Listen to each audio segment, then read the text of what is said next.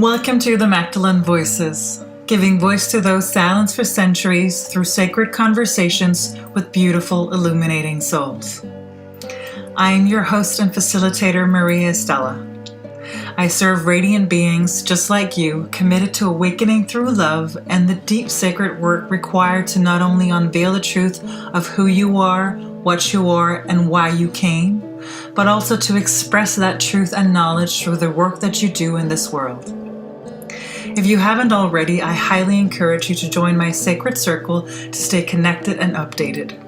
You can do so on my website, mariaestella.com. I currently offer sacred journeys for soulful entrepreneurs and Magdalenes rising, wanting to embrace, embody, and express their divine feminine and divine masculine essences of being and doing, as well as work deeply with their shadow aspects, ultimately serving the world in its unveiling, awakening, healing, enlightenment, and ascension. In my sacred journeys, I not only facilitate, but I also catalyze the expression of your soul's divine purpose, supporting you in bringing forth that which you are here to birth. If you're curious about my work, go to mariaestella.com to find out more. And if you have ever wondered about your own personal Magdalene connection and calling, whether you are a Magdalene or not, I invite you to download the Magdalene Blueprint that I have created for you. Go to mariaestella.com/AYM to get it. Today I am joined by Catherine Ann Clemett.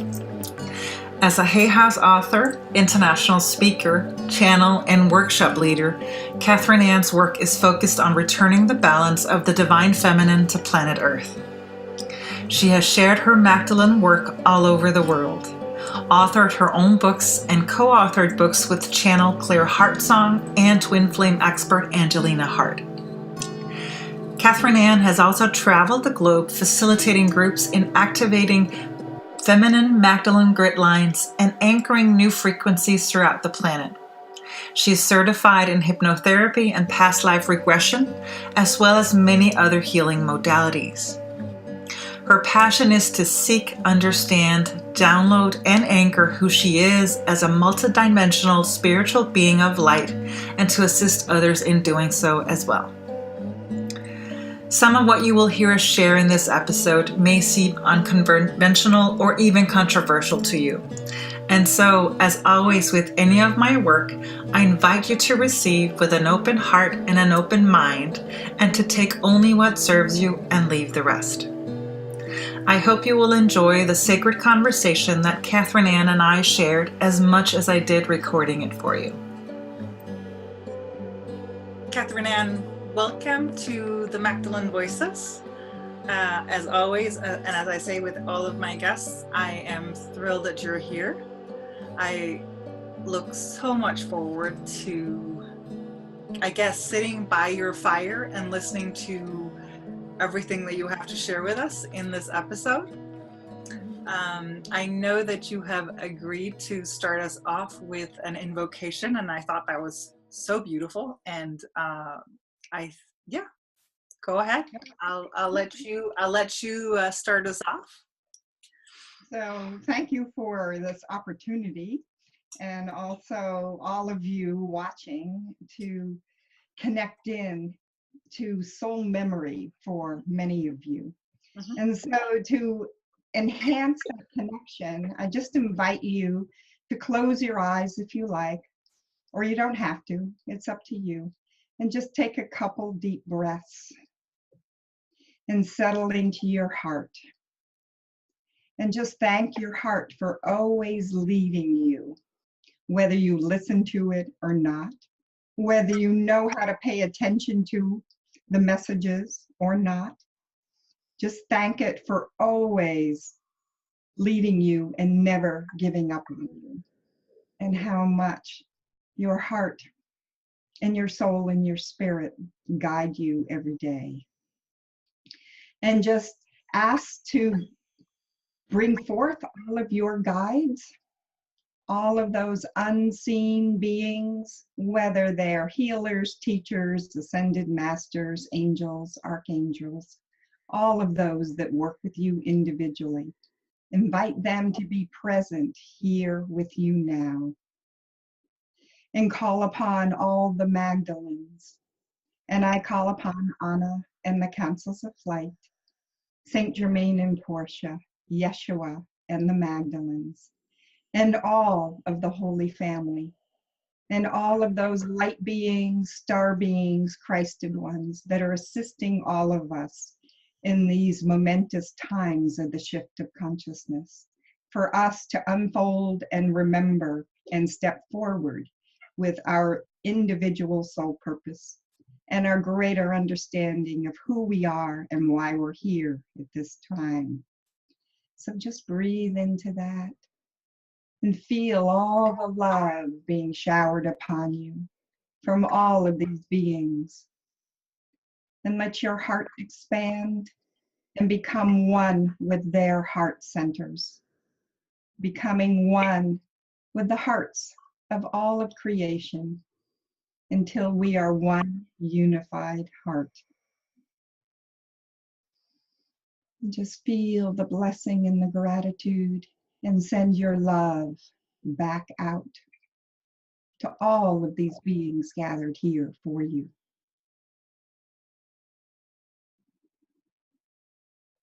And know that you have a unique purpose.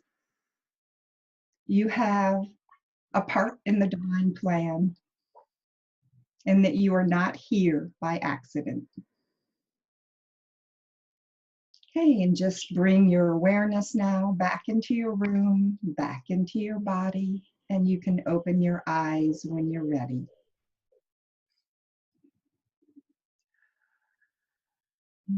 Ooh. Thank you. I think we're connected in now. Not that we weren't before. It just like, oh wow, that was beautiful. I couldn't, and I still have this grin on my face. It was just that was beautiful. Thank you so much, Catherine Ann. Oh, you're welcome. Where to begin?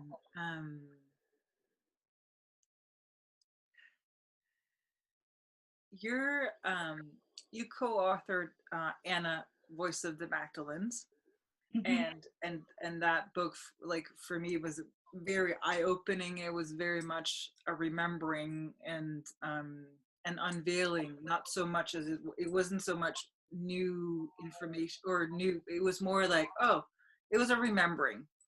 Yeah. And I wondered if you would start us off, because it's the Voice of the Magdalenes. Yes. And I'm not sure that all of our listeners or know about the Magdalenes, because very often we hear about the Magdalene, about Mary Magdalene, and I know that you have a slightly different take on that. So I wondered if you would start us off by talking about or telling us about the Magdalenes. Okay. So in working with Claire Hartzong, and who's a channel for Anna, the grandmother of Jesus and the Virgin Mary's mother, Anna started sharing with us that Magdalene isn't just the individual of Mary Magdalene that we know, that it's actually an order of consciousness that both men and women belong to. Yeshua was a Magdalene. Most of the men in that inner circle in the Holy Family were Magdalenes. And Magdalenes haven't existed only in that time frame of 2,000 years ago, but they've shown me they're actually part of almost like an interdimensional soul group or race. And anytime there is a planet or a system that is in an ascension process or some kind of major transition, the Magdalenes incarnate to be able to serve. They call themselves the midwives of the shift of consciousness.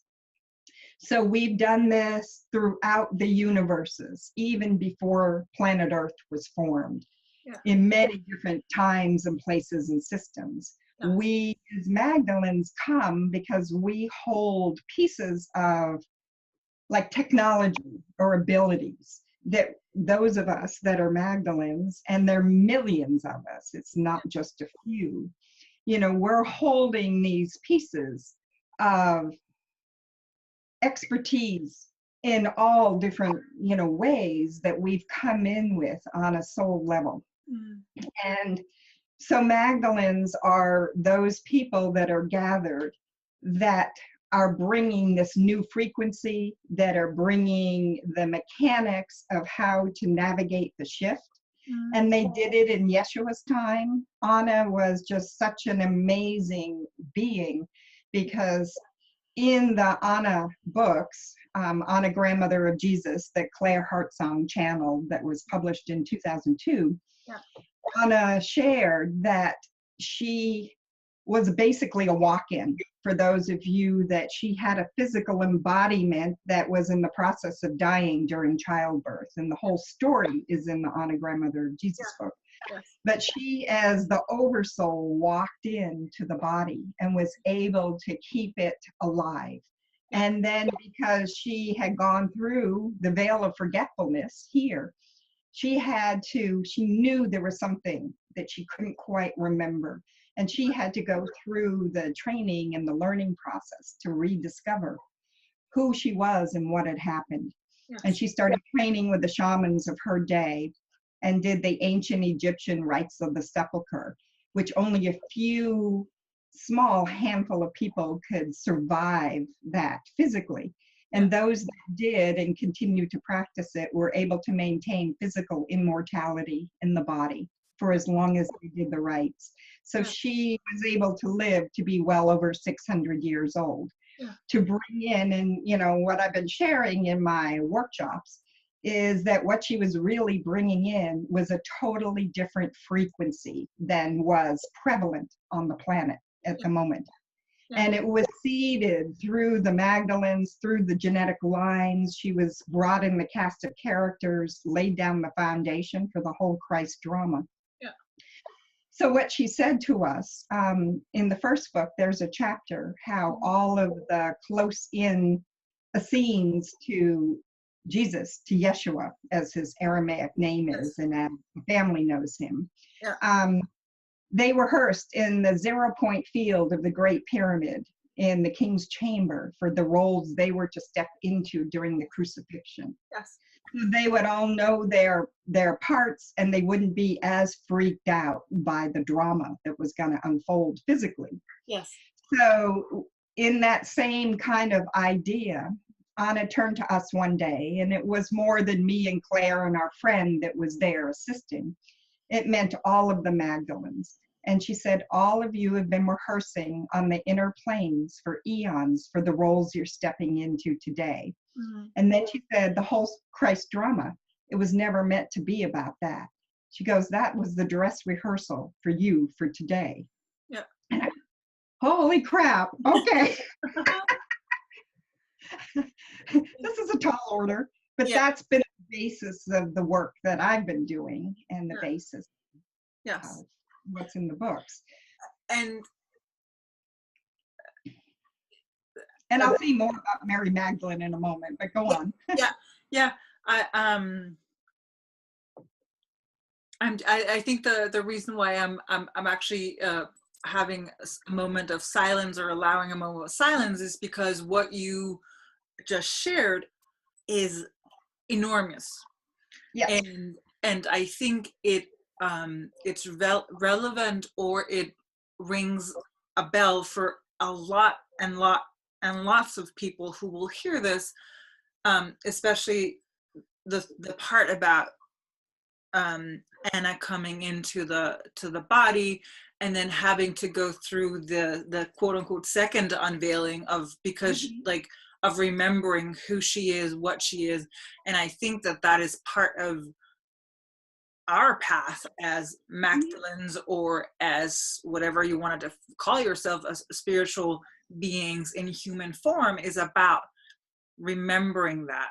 Yes. So I think that's very, very powerful.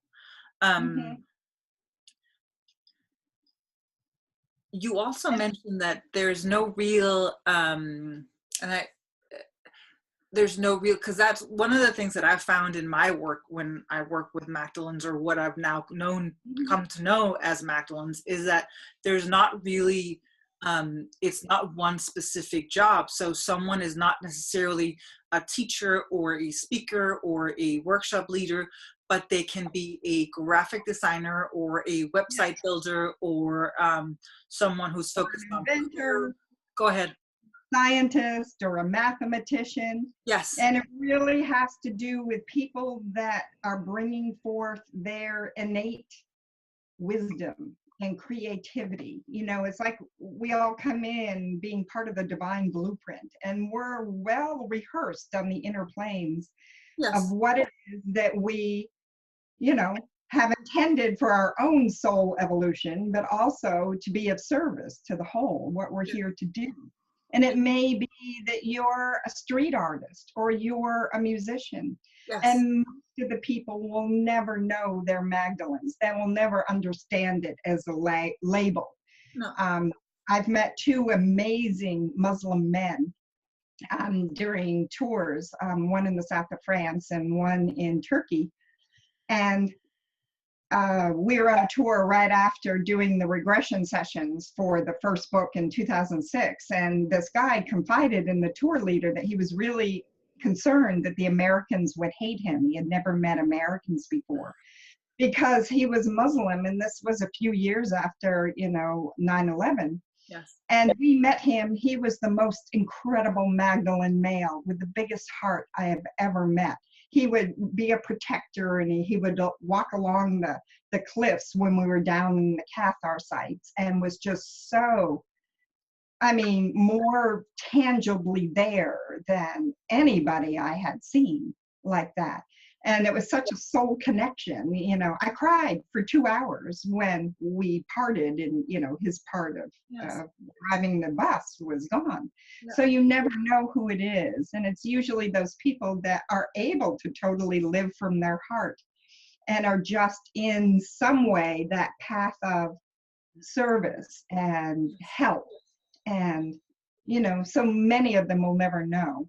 Yeah. But the other thing, Magdalenes, it's never been just a Christian Magdalene term.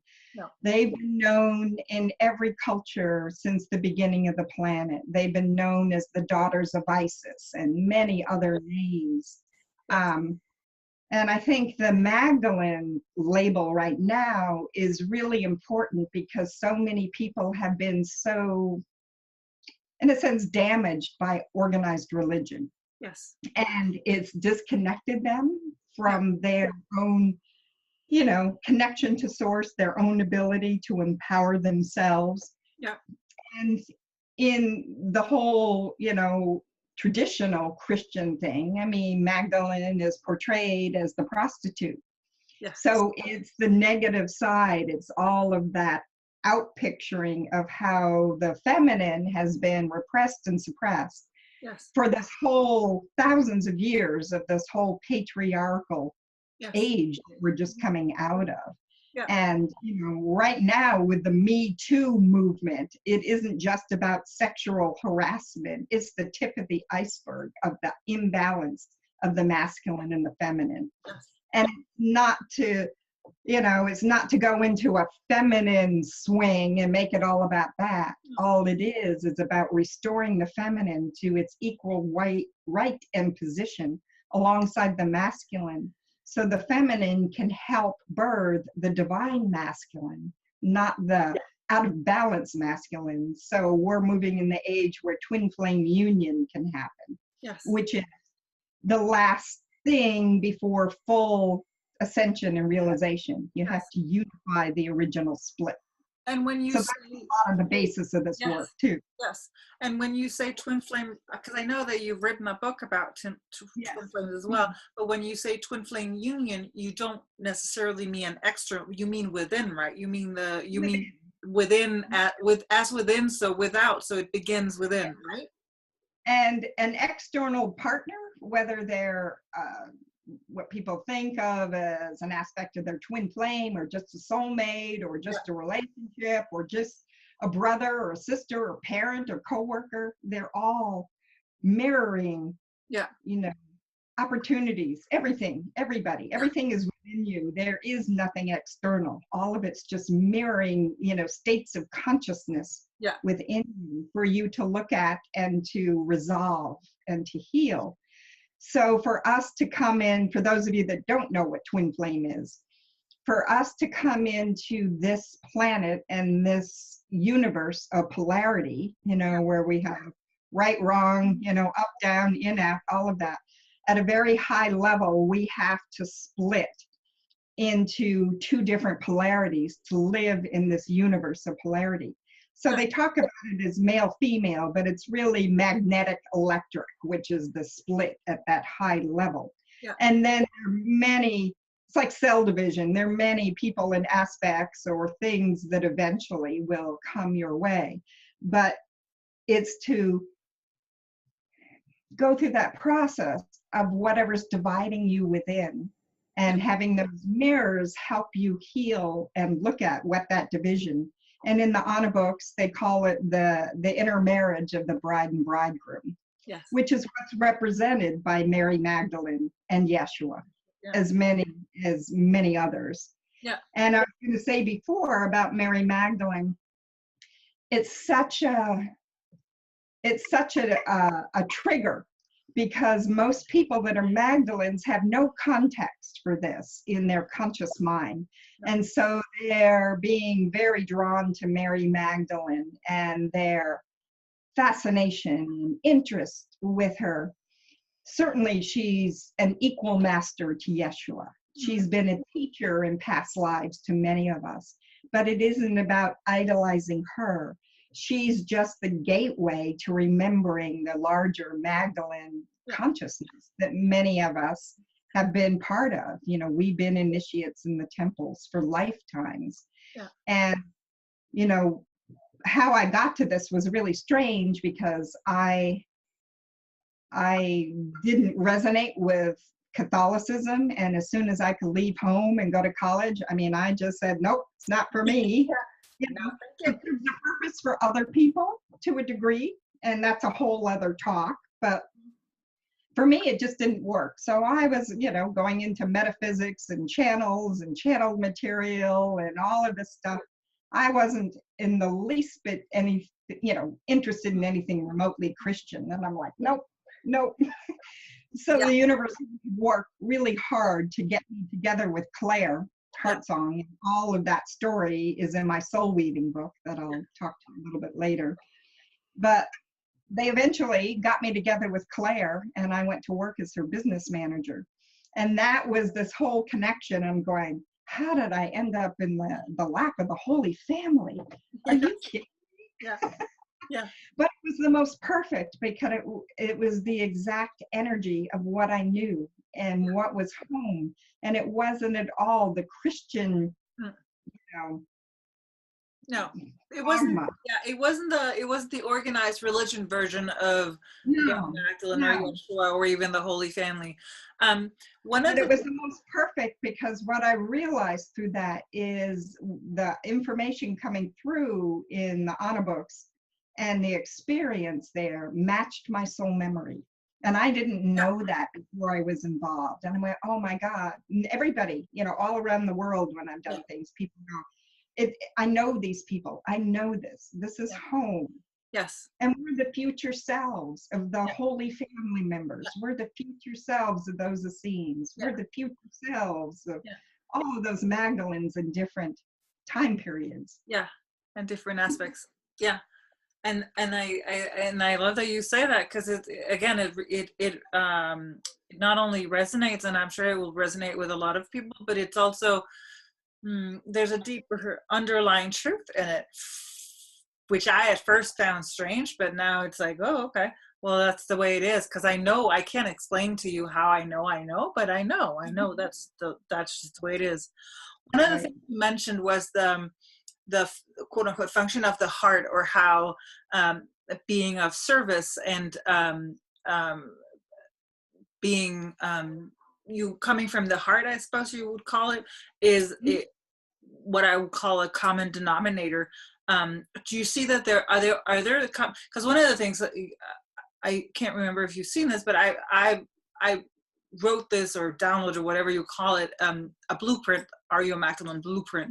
And I did it because I saw that there were these, I call them precursors or like common denominators, where there seems to be this whole thing. And one of the things was exactly also the thing about being attracted to Mary Magdalene, and very often coming through Yeshua, because Yeshua has kind of become like, he's been made the poster child for it. Like he's been, and so, but it seems to me that once you get to know Yeshua or work with him, then very, into that work, he will then quote unquote somehow introduce you to Mary Magdalene or the Magdalenes. But do you find that there are others? I'm just curious, like what else do you like coming from, because you, again, like you said, you can be of service in many, many ways. It doesn't have to have like necessarily, you can be a mother, like you can be a stay-at-home mom and take care of your 3 kids, and that is a, that's a big thing of coming, being of service. I mean, basic contribution, and people just have different things. Some people are going to step out and be public. They're going to be speakers or artists or musicians or something, where other people, others are going to be working behind the scenes.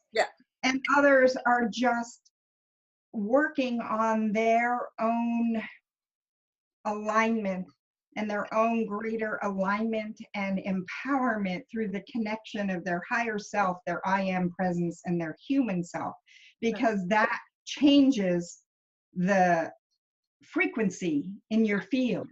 And then that just changes everything with everyone you encounter. And so it works through the family, or works through your community, or whatever it is that you're associated with, because it's holographic. And again, I talk about this process more in my soul weaving book, how whatever we work on in ourselves, whether we choose lower frequency states like anger, fear, blame, judgment, everything gets holographically transmitted. So for us to change those states of consciousness and uplift them to the higher levels of, love, faith, hope, trust, empowerment, then that holds that frequency and ignites that possibility in others. So just by doing your own inner work in your own inner, looking at yourself and looking at your shadow side process, which was a major part of what they did 2,000 years ago. So books are so powerful because it shares about who they were and their human journey, as well as their journey of initiates and being these high tantric initiated beings. So you get both, both aspects of those throughout the books, and it's no different than us today. We're really on the same journey. And I want to say that the humanness is one of the parts that I really love, because for me, and I've shared this on many of the episodes, is that the Yeshua that seems to be portrayed in the Bible of being a complete, like a celibate, and he's almost a monk, and he's like he's been made this man that none of us can be or obtain or perhaps even relate to, and one of the things that has always stuck with me is that he always said, what I can do, you can do. And for me, that I meant that, or I didn't mean, it wasn't me, but it seems to have always been literal. It wasn't like some high spiritual thing. He meant literally, what I can do, you can do. Of course, it requires work, and you like, go through these initiations and so forth. But he did the work, so it's about doing the work, and then doing the work, and not the way we've been presented through religion, because that won't get you anywhere. And that was purposeful in terms of maintaining power and control over the masses, which is a whole other talk. About creating distancing and disconnection so they could maintain their power and wealth and control and whatever. Rather than empowering people to be as Yeshua was and to do what he did. So Yes. this is the time now that we've all come in and go, okay, we've been prepared. This is the time for us to step forward. Yes. And look at how many people are incredible healers that you know, facilitate miracles every day now. And we just go, oh yeah, okay. Well, what do you think that is? You know? And that's just stepping into all of the teachings. Yeah. And it isn't about, you know, in the Christian way of having Yeshua as your savior. Yes, he's there as a guide. He's there. You call upon him. He will be contributing his energy and all of those others. Because in, you know, they talk about oneness. I mean, they're all part of your multidimensional self. Yes. They're aspects that you can call upon Yes. for wisdom, energy, guidance, information, inspiration. Yes.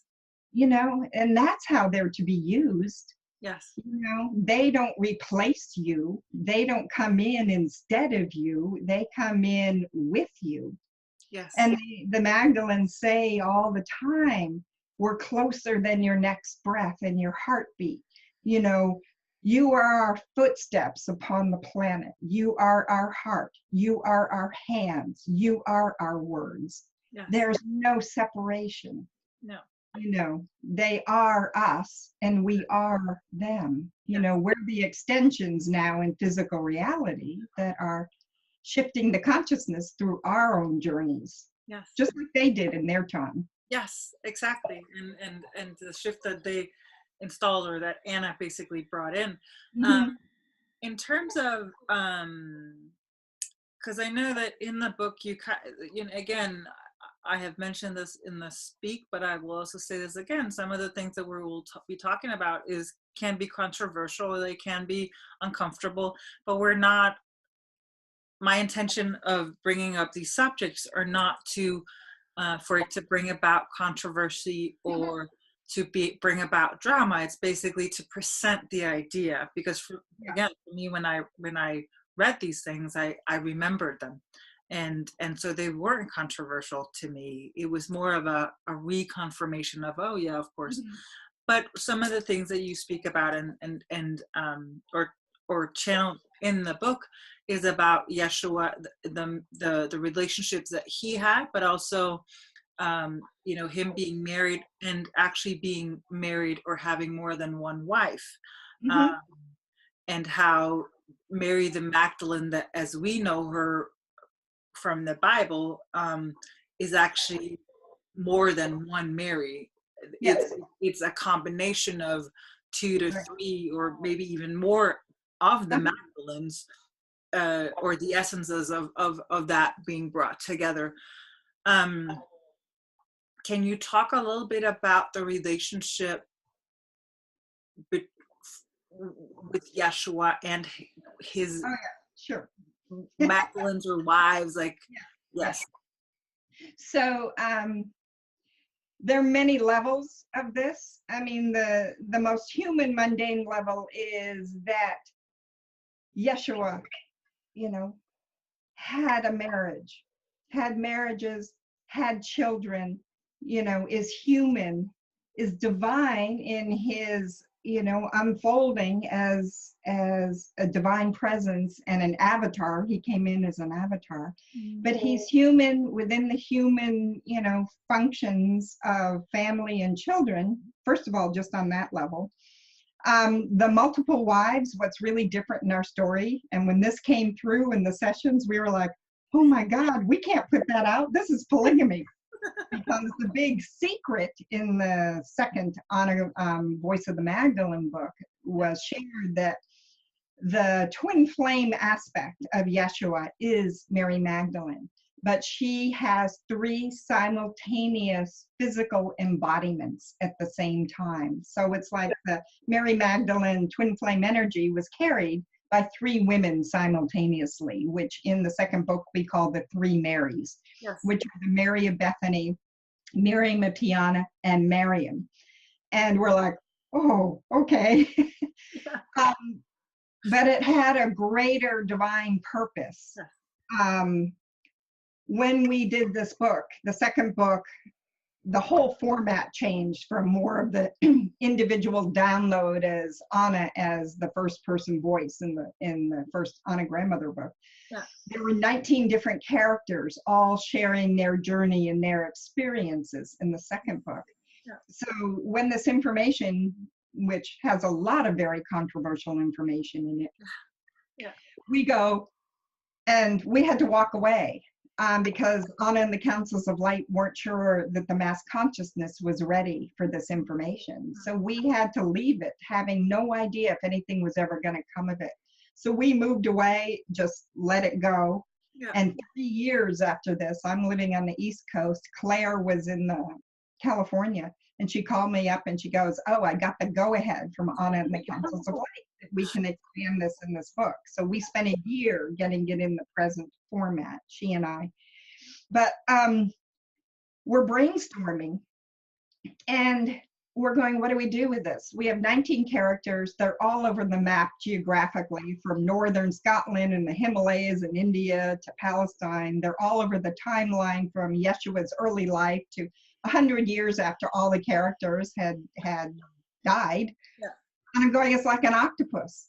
And I remembered they downloaded to me that there are two very brief references, one by Anna, one by Yeshua, that there were 11 other avatars alive on the planet at the time of Yeshua, just like he was. Probably most of them were in the Far East, we don't know who they are, who had their consorts or their twin flame partners. And I went, oh my God, I get what this is. Yeah. It's like the Da Vinci Code movie, through that union. The whole movie was, if we could get to the heir of like Mary Magdalene and Jesus, that descendant would carry such power. I mean, there's all of that, killing, whatever. And I went, oh my God, there's not just one line or one heir. It's going to take 2,000 years of crossbreeding between all these 12 lines so that today, 2,000 years later, all of humanity, or at least the tipping point, has the literal, physical, dormant genetics of the fully realized Christ Magdalene energy. So what they call the second coming of Christ today isn't only just in an idea of consciousness, it literally is the dormant physical genetics that can be turned on. Yes. So that's how come we can have the second coming, because it's all the way down through the physical level. Yes. And they, not only the Holy Family, but the Magdalenes infused this frequency change, not only through the genetic lines, they infused it into the Earth's elements. To this day, Yeshua and others have not fully ascended their bodies, although they could easily have done that. They've left tiny remnants that still emanate this incredible high frequency into the grid system of the earth, into the mountains and the elements. So all of that was seeded, because the Magdalene's purpose is to seed the light.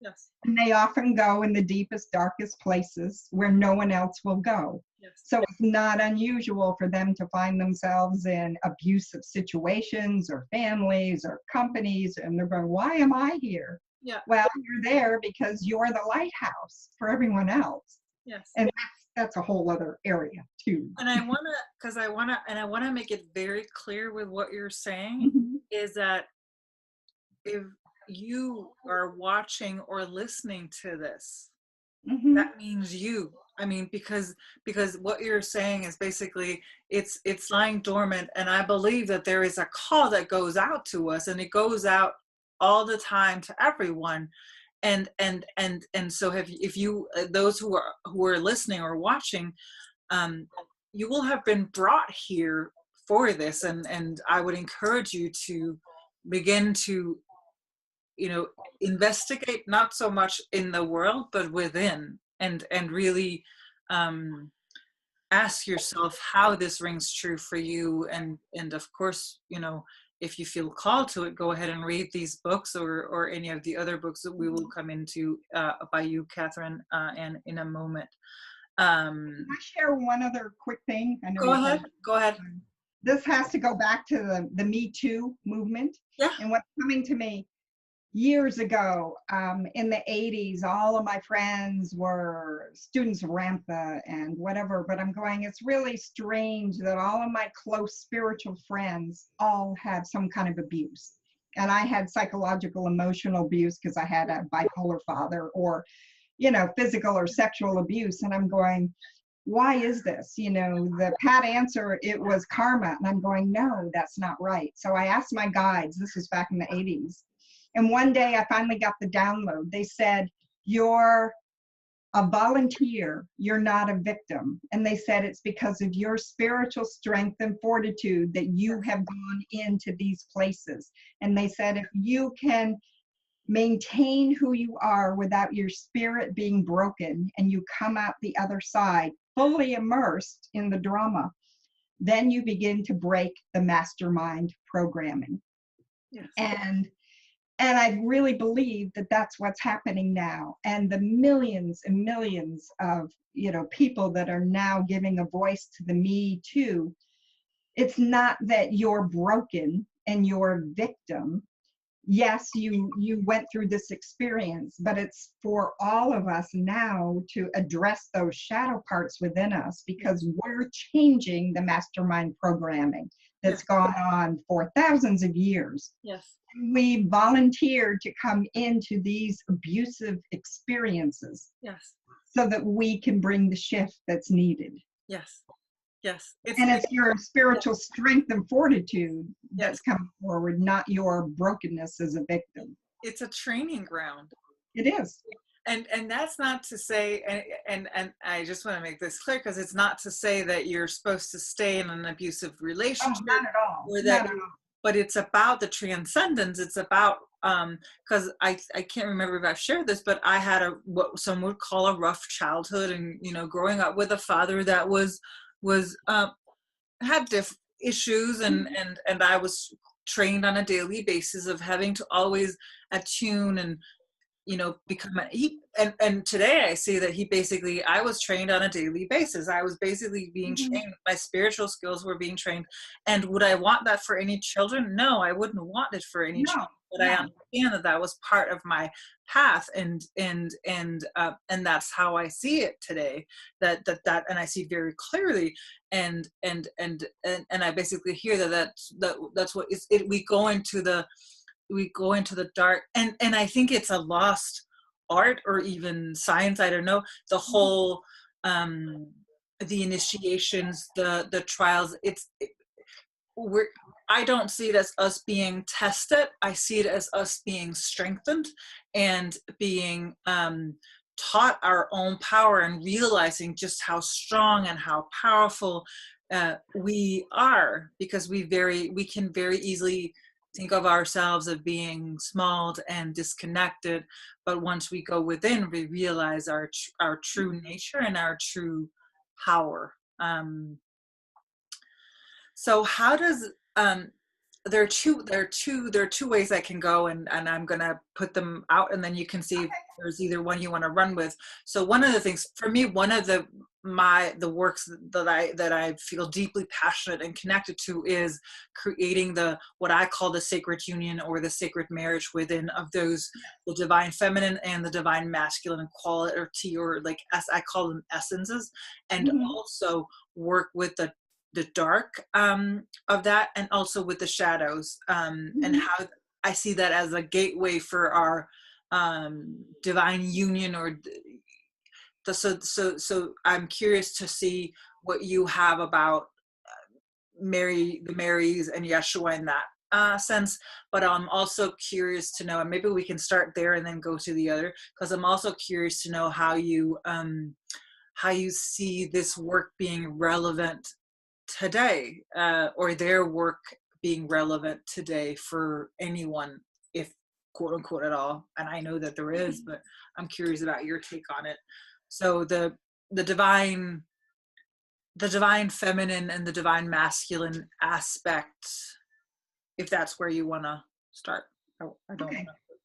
I see them, I mean, first of all, as incredible master teachers, both of them. But in you know, the things that are shared in the books, the most important thing is to see the journey, both of their evolution in terms of their spirit and their soul and their purpose. And also they were forced to face themselves through initiations. I mean, sometimes, big ceremonial initiations, but initiations are anything that is severely challenging your consciousness or your awareness or your life at the moment, whether it's relationships or finances or, what you're doing or what someone is ostensibly doing to you. Those are all initiate opportunities, Yes.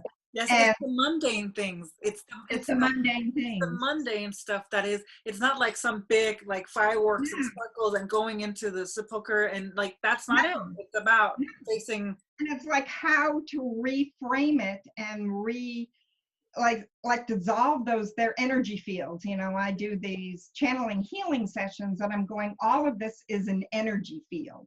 Yes. So I have an example people can look at in the blog that I've like fallen down on doing for the last 8 months because I've had so much going on in my life, and I will continue. But I thought, and I don't mean to get into a big thing about Donald Trump, but I was in Greece a couple of years ago before the election, before they started running, and I thought, oh my God, I am so triggered by this man. For me personally, he was the epitome of the most out of balance, untrustworthy male that I can't trust. I don't know what he would do. I grew up with a very, mentally unbalanced, narcissistic father, and he reminded me of my father. Yeah. So I thought, here you teach crucifixion, resurrection, and ascension on a daily basis. Every time we judge ourselves or others or blame, we're in crucifixion mode. Yeah. Every time we stop and are willing to go within and look at whatever that shadow piece is within us, that's resurrection. Yeah. And then by doing that work, we change the frequency. That's ascension. I thought, you better do your own work here. Yes. Yes. So I laid down. I don't want to. I'm not with him. Oh, no, God, it was incredible. Yeah. And it's a little bit of a long story, and you can read the whole story. Yes, I will say that I will link to it. So if you're months back on my blog, then go back to my website, and I will make sure to link to it so people can read the full story. But it's an example of how I work with the shadow, like whatever it is. So I said, okay, where do you live in my body? I'll do the condensed version. He goes, I live in your cervix. I went, my cervix? That's really weird. I don't like that. And I said, why there? And internally, he said to me, because it's the threshold of inner and outer. And then he said, it's the point of birthing creation. I want to control that part. Yeah. Point. And then he said, he showed me the Starship Enterprise, like 360-degree, bridge. And he goes, that's what I want. And then I said, how did you get that way? And he showed me pictures. And I have no idea if this is true. This is the shadow piece within me. Yeah. Being terrorized and locked in a dark closet as a 4 or 5-year-old repeatedly. And he said, I vowed I would do whatever. I would manipulate, step on, use, do whatever I needed to do, that I would never be terrorized or victimized ever again. So that's how he showed me how he got to be this figure within me. And I said, what needs to happen here? And Divine Mother came in and said, he needs to be reminded that he has a spark of light in his heart.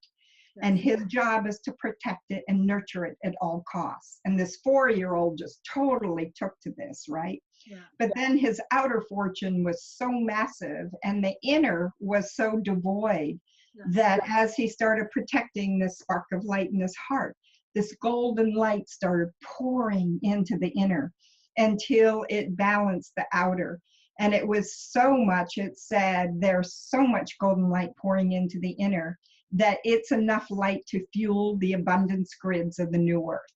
I went, oh my God, this isn't who he is externally in the ego, but now whenever I get really triggered, I choose to have that unfolding, in my reference to him. Yes. And that's the shadow work that we each do that changes the frequency. Yes. I mean, the condensed version, but yes, and that's very important. That's how you work on it. Whatever it is, you have a conversation with, and that's, the work that I also do with clients. I mean, we just find out. And when, something's no different than it was 2,000 years ago, something's going to keep showing up in your reality. Someone's going to keep mirroring whatever woundedness, whatever issue hasn't been resolved. Yes. When you get the lesson from it, then it can dissolve and you no longer need to attract those experiences or people or triggers. No. And that's again one of the things that I doesn't mean I condone anything he does, but no, I think that's pretty clear. And I have a well, they may and they feel welcome, but I completely I get what you're saying. And what I love about the book, but especially about the Anna, the Voice of the Magdalene, is the portrayal of the very mundane human life, rather than this idealization or putting them on a pedestal. And they're basically showing us we're human, and this is our work, rather than what it's made into be. And I love what you said about how it is, if you want to. I spoke recently with another author, and one of the things that we spoke about is if you want to disconnect, or if you want to control a people, it's cut them off at their cervix, or at their their second or their third chakra. Once you cut them off there, then you control them and you have the power. And then you because for me, that what that says is that God is within as without. I am God, God is me, we are God, God is us. And it's not this old man with a white beard outside of us. It's us together. I think that's part of the strength of the We Too movement, is the we in it. Those brave women who started like coming out, Rose McGowan and so forth, and even Taranya, I can't remember, I will put her name, the one who actually started, and she started it like actually 10 or 13 years ago, because she wanted others to come together, because she was the victim of it. And and so it's the we in it. And I see that, again, as you also said earlier, as a rise of the divine feminine, not to kill all the men or all the males, but to balance and to help birth the rebirth, the divine masculine, which is in all of us and is also in men. And that comes about when the men and women, when we can both own the masculine and feminine within us. Yes. And if the men allow their own inner feminine to be present and working and active, they soften and can come from their heart. Yes. And so that changes the dynamic and opens the door for greater. But the other thing I was going to share about the Me Too, we movement, one of the shifts lately that's come into focus and how I'm working in my workshops and, the work I do with people, we've been so conditioned that we are from this cutoff place you were talking about, that we're very small and we have to reach to try to even be worthy and connect with God or spirit. Yes. So we're coming from this very small place, and they keep saying, no, it's the reverse. You are huge, multidimensional cosmic beings. Yes. Where the work is to now bring who you are in all of your wisdom and energy and, amazing beingness and abilities, just like Yeshua was. That's what he's demonstrating, to bring that into your humanness and to your everyday life, rather than from your humanness, from that place of am I worthy, trying to reach and be spiritual. Ooh, so it's a complete reversal that we're being asked to tune into now, and how to create that awareness that you're a divine temple in your humanness, and you're a divine receptacle. And you know, that's always been the journey. That is big and Yeah. yeah, because it is about yeah, it's big. And I had one thing. What was that about? Yeshua and the males and the men. Yeah, because and it's actually, and I know that it may sound like I'm treading on religion, and it's not my intention, but there are just so many things that I find is off about it, and for me, I think that part of what organized religion has done, both consciously and unconsciously, perhaps in some, or subconsciously in some ways, is it has oppressed the divine feminine, not only in the terms of on an external level of the oppression of women and the suppression of women, not only there, but also in men. And so cutting men off from their divine knowledge, because for me, Yes. being is the divine feminine, doing is the divine masculine.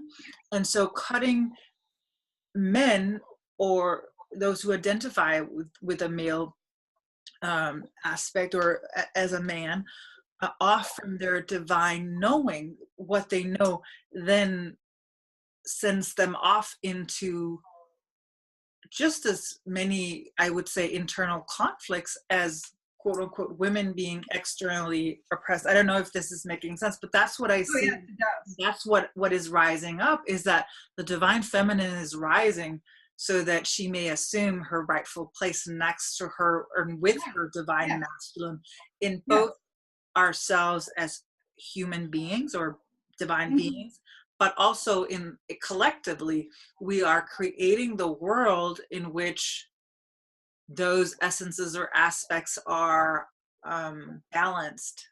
Right, right. And all of this, there's a point that I want to make here, that all of this is about us. It's not about the story out there, or about them, or about, and Anna once said to us, I mean, you know, when all this controversial stuff came through in these sessions, and we're going, oh my God, that's polygamy. And Anna turned and said, all versions are true. All versions, the one, because we have, you know, it's like every decision somewhere in some alternate or parallel reality, the opposite decision is playing out. Yes. So there are as many timelines and probabilities as there are people and decisions, right? Yes. So she said, all versions are true. You know, the celibate Catholic or Christian version of Yeshua is true. The version where he's married to one Mary Magdalene is true. Yes. Our version where the Mary Magdalene is a composite of 3 physical beings is true. Yes. So Claire was upset. She goes, I just want to be the right and perfect channel. She's been on it for like 3 days. And I go, it's quantum. I totally get this. You know, I have no problem with that thing at the moment. And I realized, and I tell people in my workshops, whatever supports you in where you are at the moment, whatever version of anything, that's the one you embrace. And it'll be there supporting you until you grow or outgrow that box or that perceptual reality. Then it's time to let it go. And we need structure. We need boxes. The next great thing will come in and you go, wow, this is the greatest thing. I need to tell it. I need to convert everybody, right? Yes. And then, you know, that serves a purpose, and that becomes disillusioned and it falls off the pedestal. Yes. So this is how we grow. Yeah. And for many people, it's like they need structured, organized religion in their soul growth. It's like it's like a surrogate parent. They need to know the rules. They need to know until they develop their own inner authority, and then it becomes a limitation rather than a support. Yes.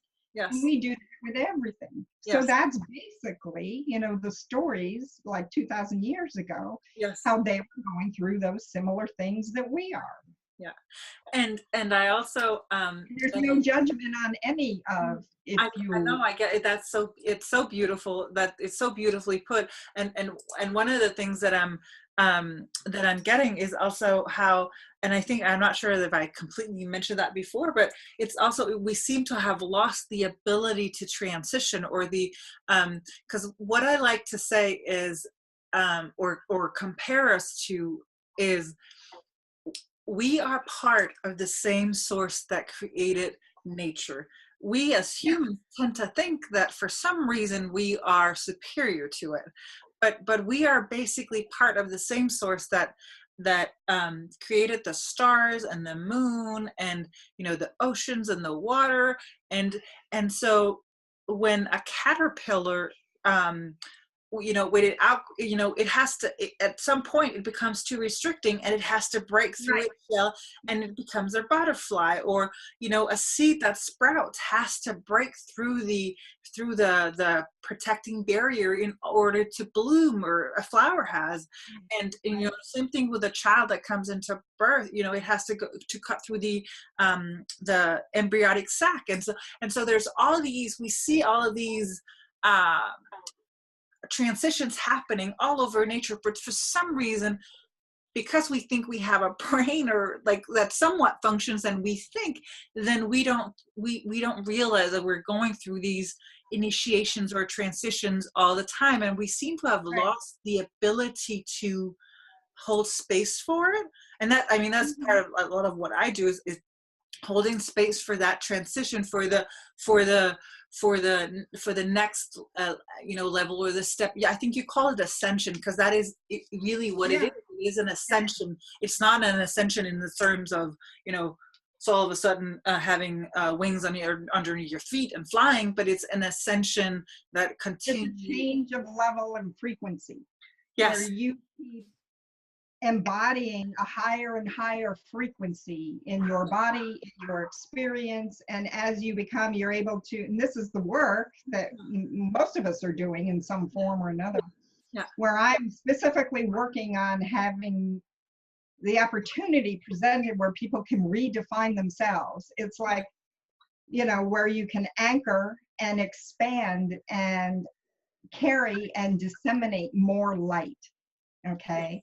Yes. From our own being, from our own higher self, which is the initiate path. And, it has its pros and cons as you do this, and it's part of the training of doing this. And as you do that, you begin to raise your frequency, which we're being all asked to do now, because where we're shifting into the new earth, it is such a higher and different frequency. Those that maintain and are gripping onto greed and service to self and all of that won't have the vibrational wherewithal to be able to go where we're going. So we're in the crash course right now of facing everything that is holding us back and allowing our frequency to rise and shift. And again, that is rarely pretty, because it's like it's rarely pretty. It's the equivalent of who was it? I can't remember.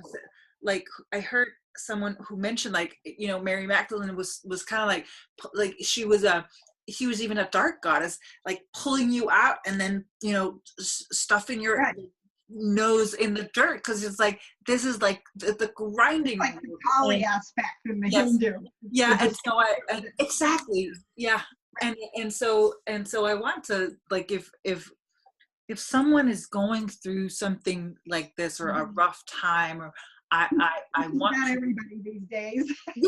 yes, and we all do, and I share my parts as well, because if we don't share them, how are we supposed, like, if we don't share this, it's become this shame thing. It's like, if we don't share the stories, how can we? And that's again why the Me Too is so powerful, because they're rather than staying hidden and perhaps being shameful or whatever they have felt, they're stepping forward, and there's power in that. There's power in truth. I want to, there's two things, because we've already, as always, gone over time. So there's two things. Number one is, I would like for you to talk a little bit about how do you see the relevance. I know it may be even be evident already, like how the work or like what the Magdalenes did and Yeshua did, like how that is even still relevant today. That's the first part. And then the second part is I would like for you to talk about both your Soul Weaving book, because I know that you're, I thought it was on Kindle, but you're putting it on Kindle sometime in the new year. And I also want you to speak a little bit about your work and the work you do. You mentioned a couple of workshops. I know you travel, but can we start with the relevance today, and then we'll go into that? Sure. So, as mentioned before, I think Yeshua and the Magdalenes and all of those Holy Family members are sharing their initiatory spirit experiences and who they are and their challenges being human, to show us that it's the same thing that we're doing today. And it's helping to break down that idolatry that the organized religion makes it impossible. I mean, it's like, who am I? I could never do that. It's so up here. And Anna even, she wanted to be, she's an amazing ascended, amazing being. And she just wanted to hang around and joke with us. She wanted to be one of the girls where we wouldn't put her on a pedestal. And when she chooses, she could have a mouth on her if she wanted to. And, there is no making me holier than thou. And the same thing with Yeshua. He's a prankster. Yes. In the books, as a teenager, he's sitting talking to Anna, and there's a little thing in the book how, as she's talking, he's like down there and he ties the shoelace of one shoe to the shoelace of the other one. So when she stands up, she falls over and he catches her, right? It's a totally different, expanded personality understanding of who these people were. Yes. Different than us. So that's the model. You can still be in your humanness. This is what we went through in dealing with these confrontations. And you're doing it too. One of the other things with Yeshua, I just led a tour in Israel, and we were in the Church of the Sepulchre, where supposedly, he was crucified in that spot. And there's a rock that was split in two, and they were talking about this. And I went, and they all of a sudden showed me. They said, this is about the crucifixion, yes. And the resurrection is like, to rise the light body, that you're more than that. But I also think that Yeshua was showing that you can survive in an increasingly ascended frequency that keeps raising and still be part of the planet and not have to leave. That's what the main thing, I think. So it's not about getting out. It's not about getting out. He's showing it for today, as we're all ascending, as the planet's ascending, that you can still be connected here and not have to leave. So he was demonstrating, because in our books, he hung around for another 40 years. He would come and go in a more and more translucent body. He didn't disappear after the resurrection. And now they come and go all the time. Yeah. I know people. I've met Saint Germain in a physical body. Yes. And Yeshua appears to many people. Yes. They can come and go, as can we, once we love ourselves so totally. So I think that's part of it. And I can't help. I would say that at some point during my awakening or my journey, there are dark moments where you think that it never gets any better, but what I've come to realize, that we are truly living in an auspicious time, because there's so many people awakening, and when I say awakening, for me, it's basically, it's a process of unveiling yourself, and one of those veils is the work that you do internally. And how what was I going to say with that? How it's for more, the more you live, I would say that the more you lift your veils, also the more sensitive you become, because there are things that I was able to look at or see or hold space for before this journey began for me, or my awakening began, and I can't today. I think with the unveiling, you also become more sensitive in a sense, because your heart bleeds for those. And then it's learning, tools and techniques for not taking that on, and Yes. protection and responsibility for both sides as you Yes. hold more light. Yes. What often happens, and I teach this in my workshops, is Yeah. all of a sudden you're like a huge flashlight or torch, as you call it in Europe, right? Yeah. That's all of a sudden, showing the light of all of the cobwebs and the bugs and the darkness and all of people's negativity, their dark side that they don't want you to see. And if they don't take responsibility or know how to do that, they're going to turn around and they're going to crucify you. They're going to blame you and make you wrong for it.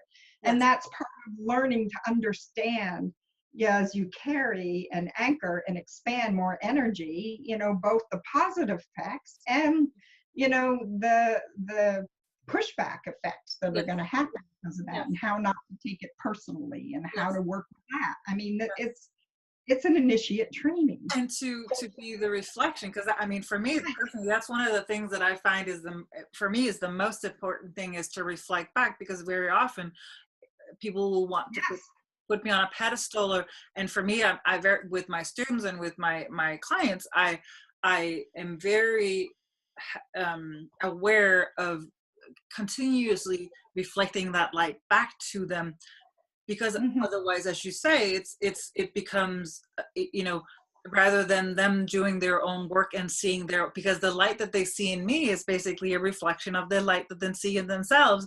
And the more that I can reflect that back to them and make sure that or do as much as I can for them to see it, the more they will raise their own vibration and understand that we are one, and what I can do, they can do. It's this continuous circle. But and I know we're out of time, but there's one other piece. Go ahead, and then I want to hear about your work. I want to hear more about your work. So, yes, go ahead. Well, one of the things in this shift of consciousness that we're in right now is, like 2,000 years ago, or many other times on the planet, they had to go to groves and wells and certain sacred places because the energy was higher there.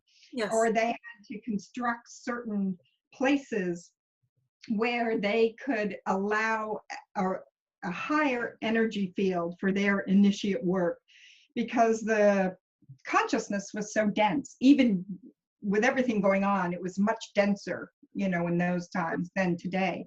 But because the earth is a sentient being, she's in her own ascension process that we are part of.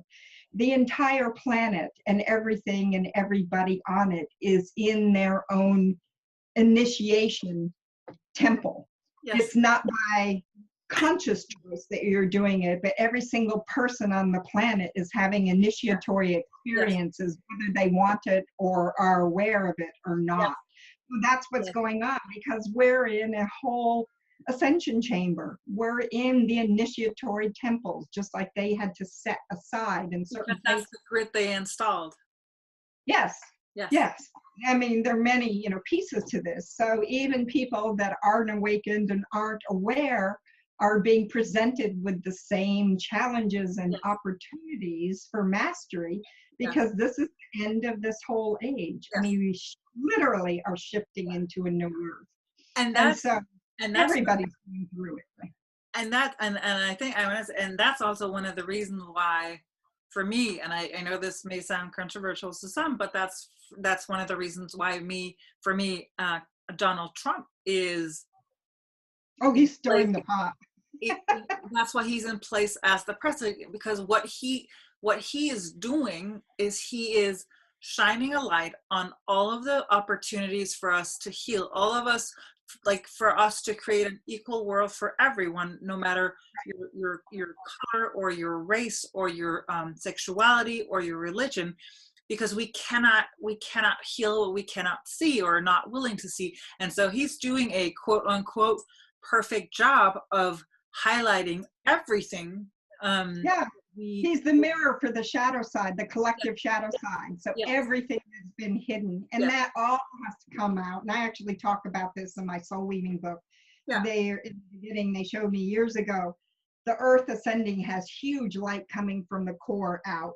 There's galactic light that's never been here coming from the heavens, and it's compacting everything that is negative and hidden on the surface like a big garbage compactor. So Yes. it's totally in our face. So it looks way worse. It's always what's been there, but it's no longer able, and we see this everywhere.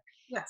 You know, institutions and the church and the, Yeah. you know, the sexual stuff and the pedophiles and the whatever. It's all being brought out. So it's no longer hidden, and we have to do something individually and collectively about it, which is what's happening.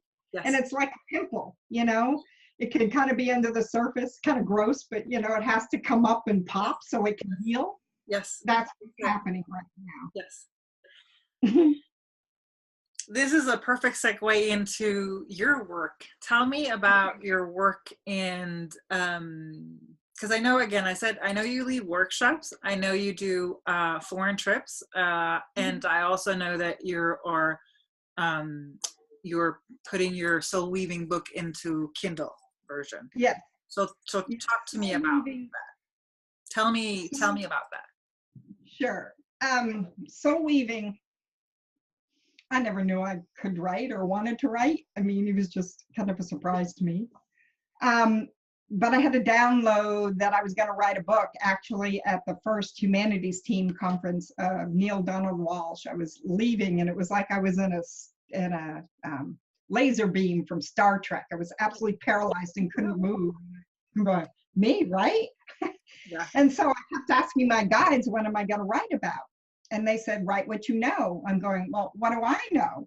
So I just started contemplating things like gratitude or whatever, and just started, you know, putting paragraphs or whatever, just haphazardly.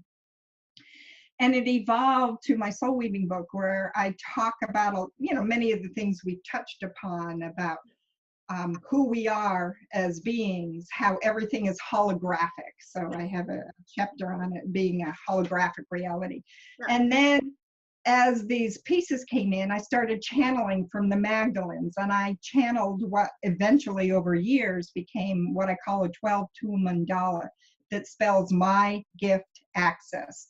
And each letter stands for something. And the first one is magic. We forget that there's magic and mystery in the universe, and that we don't have to recreate the same loops we've been in. We can open up.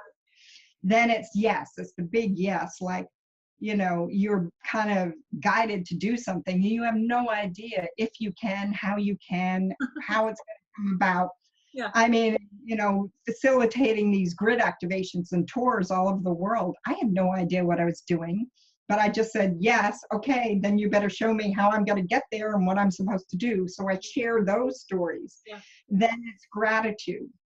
I love the channeling and gratitude, where they called it, gratitude is like divine lubricant in the gears. I mean, I wouldn't have come up with that, you know? Yeah. Anyway. And then it's intention, forgiveness, transmutation. Yes. Asking, which is one of my favorite chapters, both internal and external asking for what you want, you know, and that you have an unseen, like a team, you know, like in a company, you know, you have a committee that can work for you for anything. You just have to connect and ask. Yeah. Then it's choosing. Each moment you can choose how you're going to react or act with something, you know, and how do you know, and then celebrating. We don't celebrate enough. Yeah. And then envisioning, like, you know, creating like vision boards of what you want. Yeah. And after you do all of this, then how do you show up to what you've been given? And then lastly, how do you share it? And so what I'm going to do like a course on the basic soul weaving stuff, but what I'm developing is a whole program of all of these 12 tool templates. And then supporting all of these things is the whole journey of how I got put together with Claire from the other side. Yes. And my biggest issue was finding the right relationship, which I've never done externally. No. And I asked Anna if I ever met an aspect of my twin flame. She goes, who do you have the most difficulty with? And I rattled off about a few people. She goes, no, closer. Well, it turns out to be my bipolar father. I went, are you kidding me? I was so mortified. And he was too difficult in life. And after he passed, a couple of years after he passed, I was given an opportunity to work with him like he was a client on the other side. And it was the most extraordinary thing of learning about the extremes of twin flame union. Because people think it's all about finding your most happy, integrated, but twin flame aspects are going to magnify about 1,000 times whatever your issues and your woundedness are. So that's what this experience allowed us to work through, is all of those magnification of those wounded things. Yes. And it was extraordinary that at one point I had to, ask him for money, work with him through sessions like he was a client, and halfway through he was reunited with his higher self for the first time in lifetimes. It was like a supernova. I'm like, and so many pieces of our overall journey, not just this lifetime, but coming into, I just saw the whole incarnational cycle, and I said, why would I have chosen these things that I've experienced and done? They said, because you could see from a high level before you entered that you would have the tools and the wisdom gained to heal it at the end. And so, so I've shared all of these stories, and each one of the tools has channeled stuff from the Magdalenes about the higher dimensional understanding for each one of those. And so that's kind of a... I look forward to that. You must share it with us once you're ready. Then let me know. I want to know more about it. The book is available on my website. So.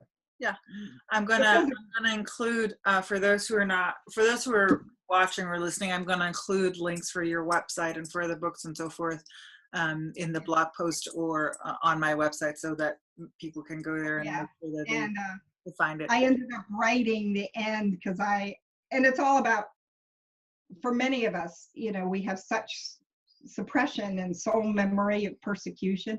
It's hard for us to have a voice and to put our stuff out. I mean, I was so terrified to even share anything.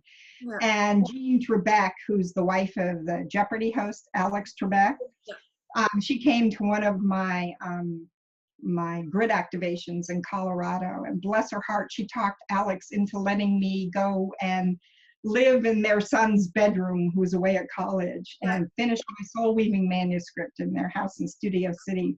And she was so supportive. She compared my book to the Course in Miracles, actually, because it was a more contemporary, and I'm like, wow, and I just bless her heart, because I felt safe enough to finish it and let her read it. And so she was very instrumental in like being a midwife for me to get it. And we need to do that for each other, because it's very scary. Yeah, absolutely. That's how, for me, that's how this show came about. Was I have 4 women, I don't know why they're women, but I have 4 women who actually don't really know each other. Or is it 4? 1, 2, 3, 4. Yes. Who don't really know each other, or they don't know each other, but they have each had a very important piece of me coming to realization that I was supposed to do this show, the Magdalene Voices. And one thing that was going through my mind right before when you were talking was, I love how we are able to bridge the worlds, how we're able to talk about the unseen and the seen without it necessarily being, none of us are wearing purple, flowy, whatever. And not that there's anything wrong with that at all, but it's becoming, I don't know if mainstream is becoming, or New Age is becoming mainstream, but I love having this conversation about unseen spiritual things on a very mundane human level, because again, it's that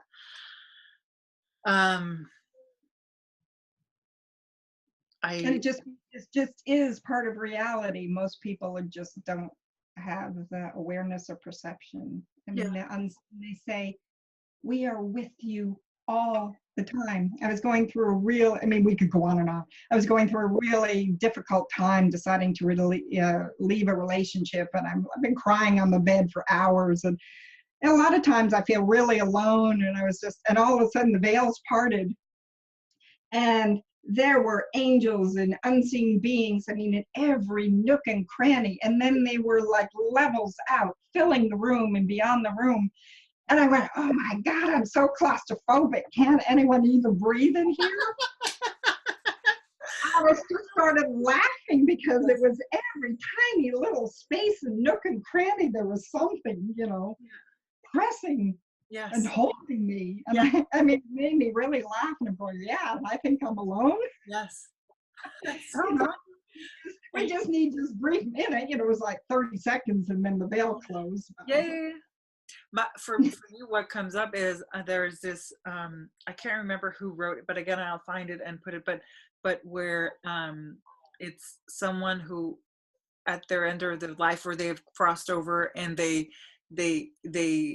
say, why did you, like, Lord, like they look at their life and they can, and it's footprints in the sand, and they can see that at the very, very rough times during their life, there's only one set of footprints, and I think it's supposed to be Yeshua or God has walked with them, and then there's one set of footprints in the sand, and they ask, why did you leave me when I needed you the most?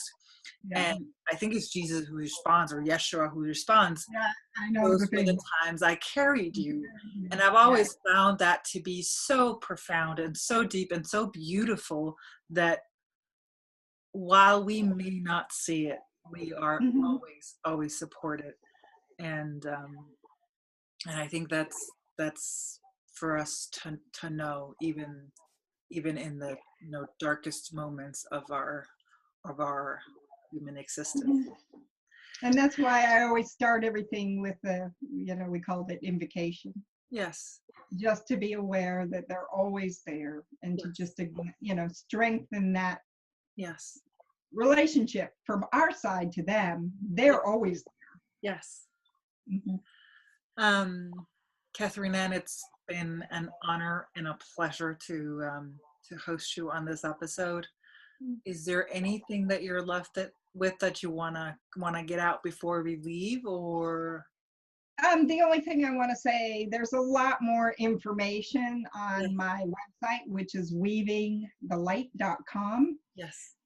By the end of this year, I will have much more information up about, I'm working on the Kindle version of soul weaving, and I don't have the course quite designed yet, and I'm picking dates, so the information isn't specifically there for those pieces yet, but it will be up on my website by the end of the year. And there's a lot of information, interviews, videos, information on the past grid activations that I won't even go into now that I've done, and information on the Magdalenes. And and I just want to say that when you say end of the year, it's 2017, because we're recording this in 2017, and it may just not be up until the beginning of 2018, because we're recording this right. And then it'll be there. Yes, so it will probably be there, but I encourage people to go to your website, weavingthelight.com, and for that information. And I will, of course, also again link to you so that people can go ahead and find that. Right. And I'm taking a little break because I've traveled a lot, but I do Seeding the Light events, and I do workshops all around the world. And I do private channeling healing sessions, and there's information on the website about that. Good. Beautiful. Thank you so much. There are those times where words doesn't really describe. Thank you is not enough, but thank you. You're welcome. That is what we had for you in today's episode of the Magdalene Voices. I hope it served you well. If you are listening to this via podcast, know that you can go to my website, mariaestela.com. That's MariaEstela.com for all of the deeds and the details. Finally, I hope you will take a moment to either leave us a comment or review and share it with your friends on social media. God bless.